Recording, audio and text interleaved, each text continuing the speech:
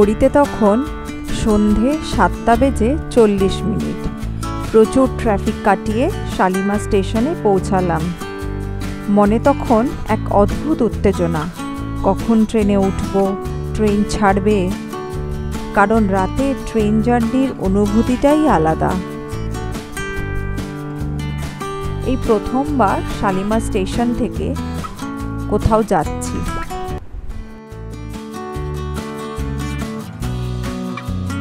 এই আমরা শালিমার স্টেশনে ঢুকছি।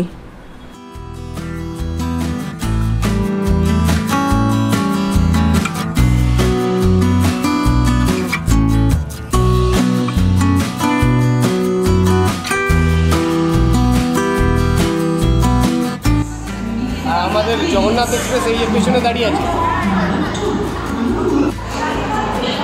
এই আমাদের ট্রেন,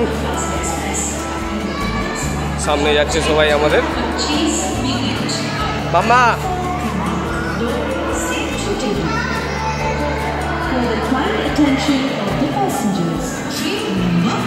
সামনে আমাদের এসি কোচ আছে, আমরা সেখানে গিয়ে লাগেজগুলো আপাতত রাখবো।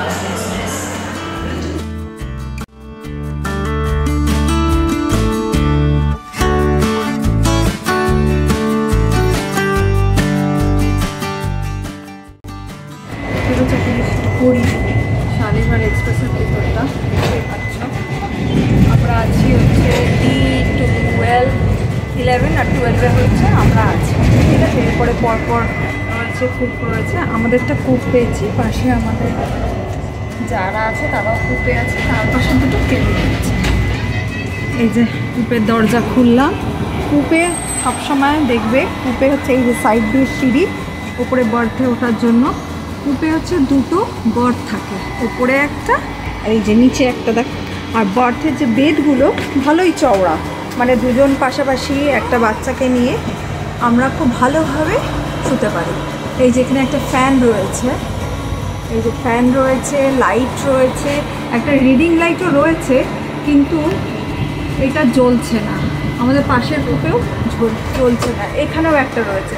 এখানে একটা নতুন জিনিস দেখলাম, দেখো এই কূপের ভেতরে একটা ইন্ডিকেশন দেওয়া রয়েছে, লাইট, কোন ওয়াশরুমে কে আছে, ওয়াশরুমটা এমটি আর কেউ আছে, অকুপাইড অর ভ্যাকেন্ট। দেখতেই পাচ্ছ, এটা একটা ভালো জিনিস।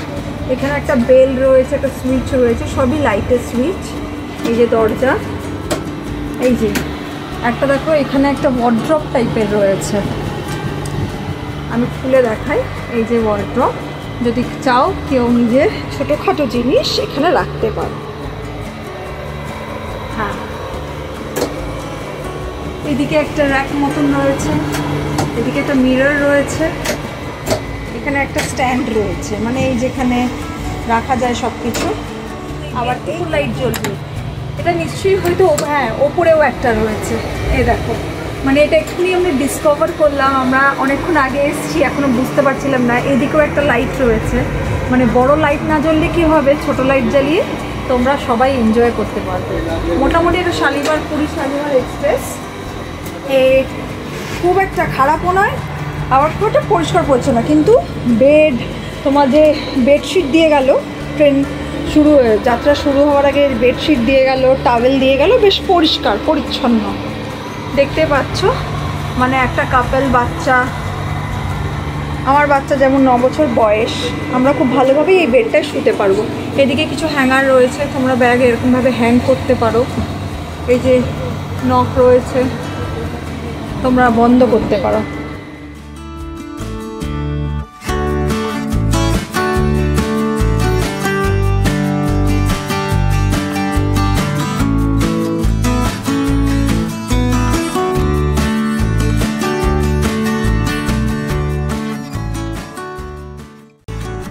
রাত 9:30টায় বাড়ি থেকে আনা ডিম কষা ও হাতরুটি দিয়ে আমরা ডিনারটা সেরে ফেলি।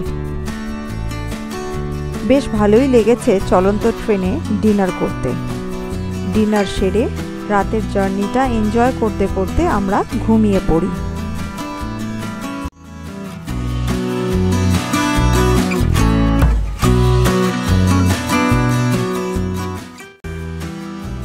এখন বাজে ভোর 4:54। আমরা আমাদের 4:30টার সময় ট্রেন থেকে নামার কথা ছিল। ট্রেনটা ডিলে করতে করতে এই সময় এসে পৌঁছেছে। এবার জানি না কখন আমরা নামবো। রাতটা ভালোই কেটেছে, খারাপ নয়, ঠান্ডাটা ভালোই ছিল, এসিটা খুব ভালো কাজ করেছে, ফ্যানটা অফ করে দিয়েছিলাম আমরা। এছাড়া মোটামুটি সবই ভালো। চলো তোমাদের সাথে আবার নেমে দেখা হচ্ছে। জয় জগন্নাথ বন্ধুরা, এই পুরী স্টেশনে নামলাম। এখন বাজে ভোর 5:04। আকাশে এখনও আলো ফোটেনি। পুরী স্টেশন থেকে বড় অটো নিয়ে আমরা হোটেল ভিক্টোরিয়া ক্লাবে চলে যাই। রিসেপশনে ব্যাগ রেখে চলে আসি সমুদ্রের ধারে। এখন বাজে সকাল 6:10। আমরা পুরীর সমুদ্রের সামনে থাকছি। এই সমুদ্র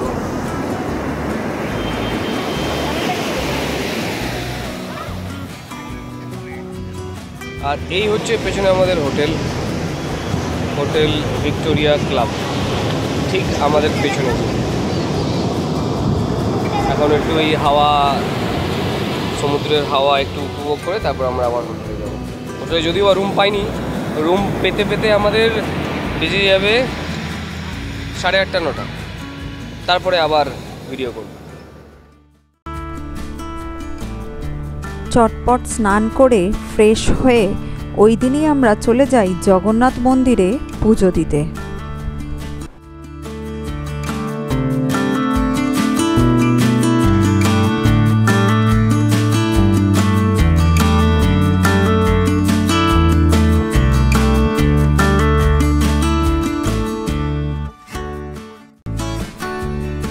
পুজো দিয়ে ফিরে কয়েকটা ফটো তুলে চলে আসি এই হোটেলেরই রেস্টুরেন্টে লাঞ্চ করতে। খুব খিদে পেয়ে গিয়েছিল। ভিক্টোরিয়া ক্লাব হোটেলের রেস্টুরেন্টের খাবারগুলো কিন্তু সত্যিই টেস্টি ছিল।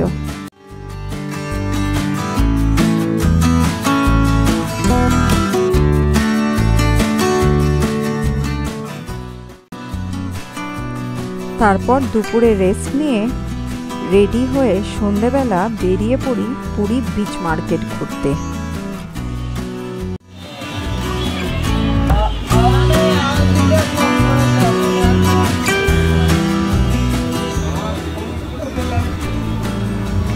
নানা রকমের মাছ, খাবার, জিনিসপত্র দেখতে দেখতে আর ভিডিও করা হয়নি।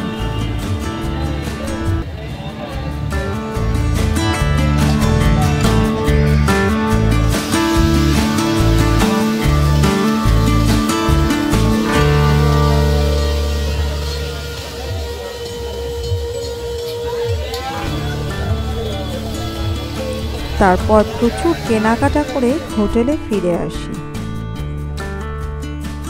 ডিনার সেরে তাড়াতাড়ি ঘুমিয়ে পড়ি, কারণ পরের দিন আমাদের ভুবনেশ্বরের ট্রিপটা ছিল।